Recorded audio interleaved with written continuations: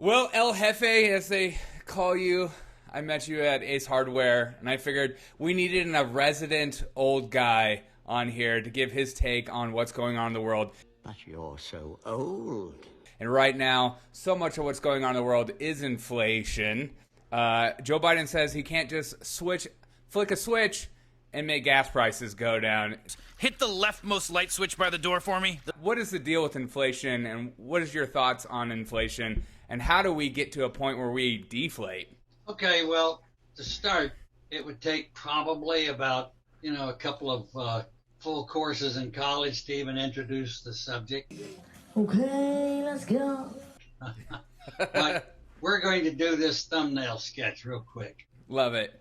Okay, so when people think of inflation, they think of inflation at the point of sale where they're buying something. And inflation to somebody is when they buy the exact same product that they bought previously, and now it costs more.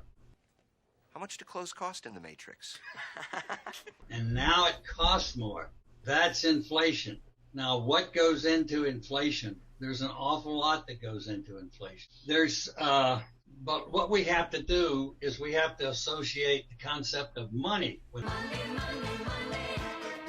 inflation, because that's what you have to buy things with is money. So let's think first about the concept of what is money. Okay, in the beginning, whenever the beginning was, there was no such thing as money. The history of Earth is unimaginably long. Eventually, people got together and they exchanged things. You do this for me, I do that for you, and maybe they gave you a seashell, or maybe they gave you something to eat. And then as things got more complicated in life, you couldn't carry around enough things to swap. And eventually, people came up with the idea of money. This didn't come out of our travel fund.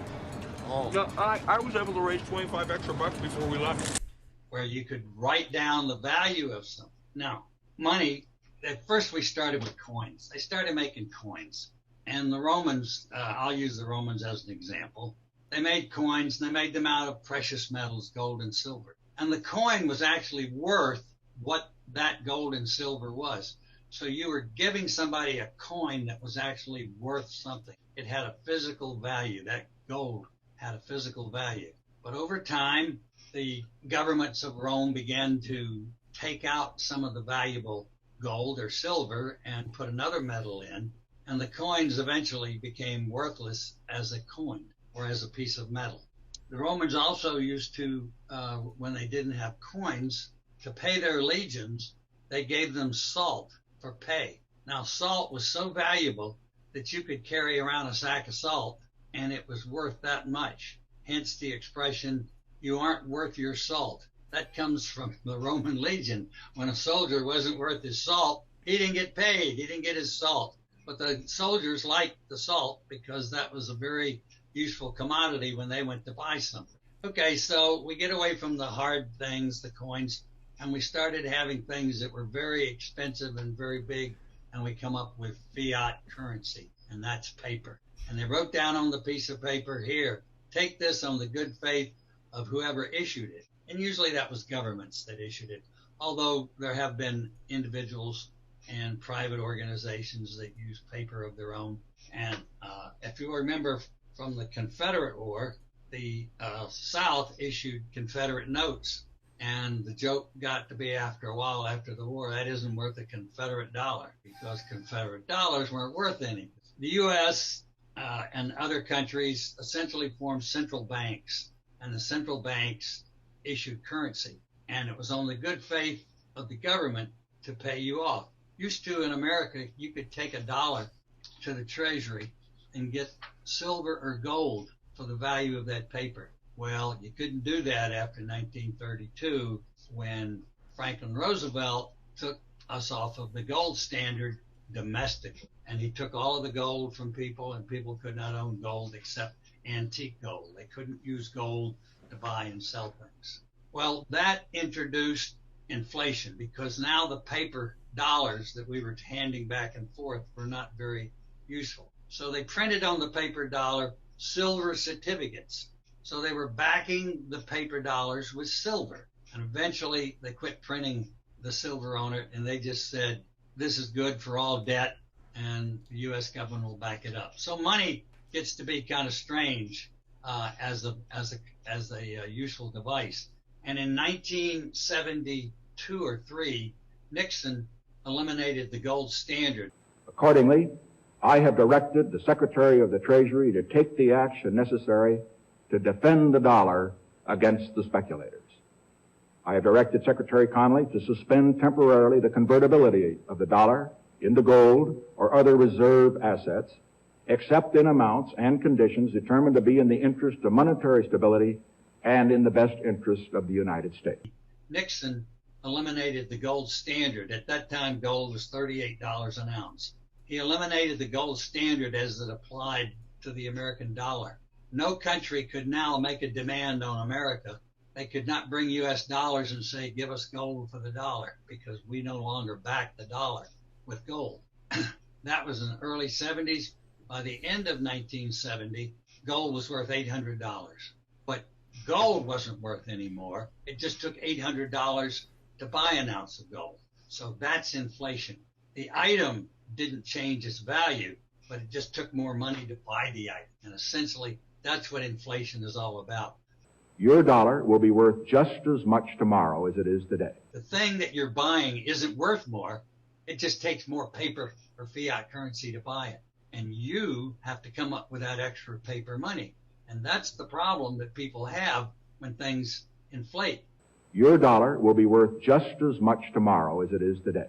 If you've got a job and you're making so much money and the price of things go up and your employer doesn't give you a comparable increase in money, you are being hurt by inflation because things cost more and you don't have more money to buy them. And that's what everybody's complaining about. Now, people, senior citizens and folks who are on fixed income, and particular people who are at the low end of the economic scale, inflation is the cruelest tax of all. Help me, I'm poor. Now, that's a quote from Milton Friedman, and those of you who have not been introduced to Milton Friedman should, at your earliest opportunity, go on YouTube, type in Milton Friedman's videos, and for the first time in your life, become educated on economics. This man can take you by the hand and walk you through economics and make you smarter than 90% of the college professors that claim to be teaching economics today. Milton Friedman is your go-to guy for economics. Inflation is made in Washington because only Washington can create money. And any other attribution to other groups of inflation is wrong. But that's one of his expressions. Inflation is the cruelest tax of all, because the government is not coming down and saying, I'm increasing your tax rate from 10% to 20%, but inflation is taking away money from you. It doesn't matter whether the government takes it or you pay more for the price, you have less disposable income. So that takes you up real quick to what the problem with inflation is. The U.S. had real problems in the 1900s, boom and bust, boom and bust. And so in the early in the 1800s, we had the problems. The early 1900s, to try to get a grip onto this, the federal government created the Federal Reserve. Here's Johnny. I know you must have heard the Federal Reserve. We'll just call them the Fed. Boo.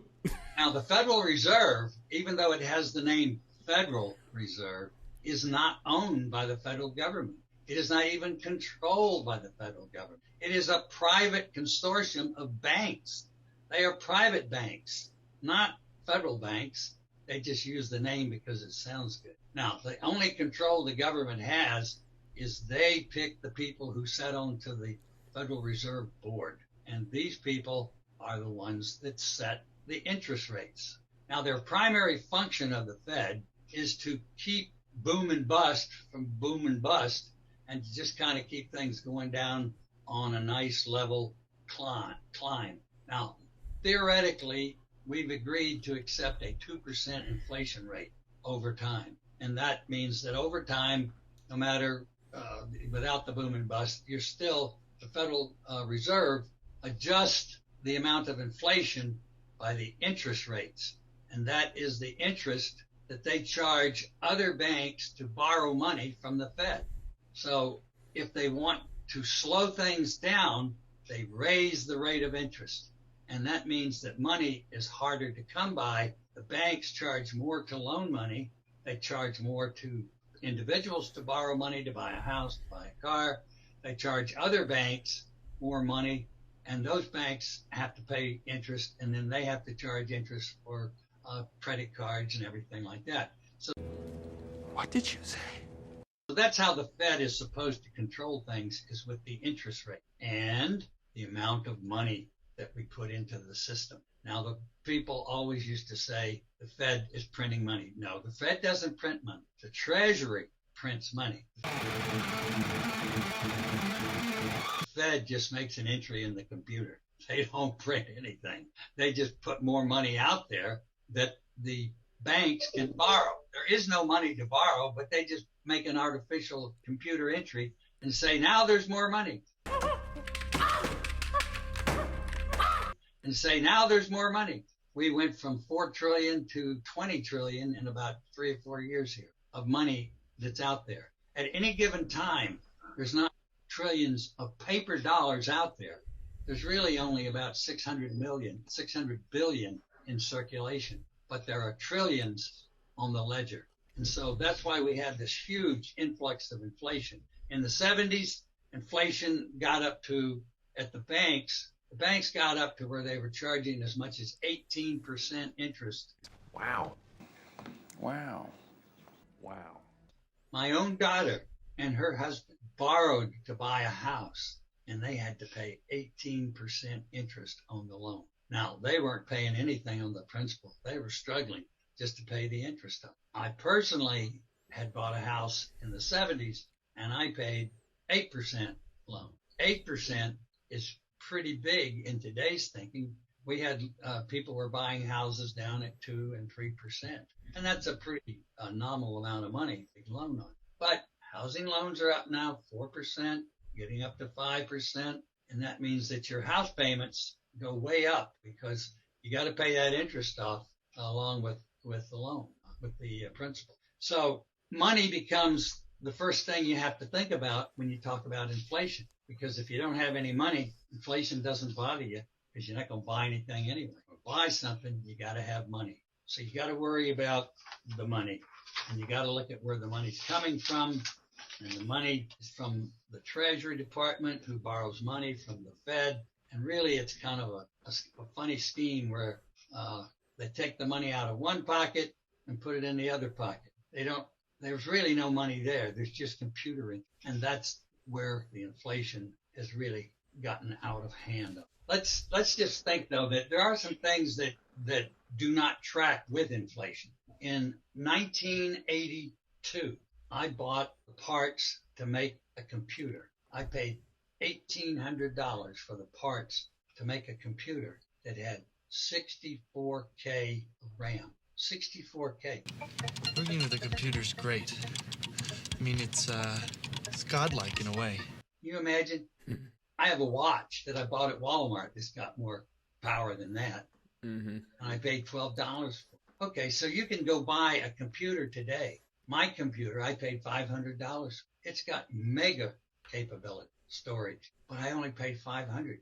But money is worth a whole lot less today, probably 25%. So that price of that computer is not really inflated. And why didn't that computer inflate like the other thing? And that's because of technology. And that's how we have controlled inflation over the centuries, is that technology, the improvements that we've made in manufacturing, mining, farming, and all of that, we are able to produce so much more for so much less of an investment. If we had not had technology, you would not have what you have now because you couldn't have afforded to buy it in old terms. And that's kind of strange because you look at gold. Gold has been setting at $1,800 to $1,900 for years. In 1970, gold was worth, or 1980, gold was worth $800. In the year 2000, gold was worth $300. Why didn't gold inflate? Because people have said for years, gold is a storage of wealth. Hold gold. That's your hedge against inflation. Well, sometimes the facts, don't track with the concept. So things just don't go always according to plan. Make the plan, execute the plan, expect the plan to go off the rails, throw away the plan. Look at an automobile. I bought, bless my soul, I bought a Pinto in 1970 for $1,700. Pretty cheap. 83 years old, still practicing medicine. He drives a Ford Pinto, but that's not surprising. Other cars, later on, I paid $2,000, $3,000, $5,000. But today, if I were to go buy a car the size of that car that I paid $5,000 for, I might have to pay $45,000. That's inflation, but it's also technology. Because when I get that $45,000 automobile, I would rather ride into that. What did you say? Than I would that $5,000. the bells and whistles and everything that come with it, and that $5,000 automobile that went 100,000 miles, I was lucky. $45,000 automobile, I might expect to get 2 million or 250,000 miles before I have. Technology confuses the issue of inflation. I am so confused right now. But most of the time, that's not how people think of it. They go down to Home Depot or Lowe's and they buy a 2x4. Last year or year and a half ago, they paid $4 for it. Now they want $10. 2x4 does the same thing. It doesn't do anymore. So it's not a technologically advanced item. It does the same thing. It's a stud in a house. When you build a house, you got to buy the same number of 2x4s. So when you go to buy that house, wow, price of the house is way up. Pricing's just ridiculous. My house of my price is up 3 times from what I paid for it in 20 years. Is my house 3 times better than it was when I bought it? No. Is it technologically improved? No. But if you want to build a house like my house, it's going to take that much money. And so I get the benefit of inflation on my house. And people run around and say, wow, you can get a great price for your house. Why don't you sell it? Now, Sell down in April of 142! And the realtors call you up and say, hey, I can give you so much for your house. They don't go to the last half of the thing. If I sell this house, where am I going to live? I got to go buy another house. And when I sell this house and buy another house, when I sell this house, they're going to charge me 6%.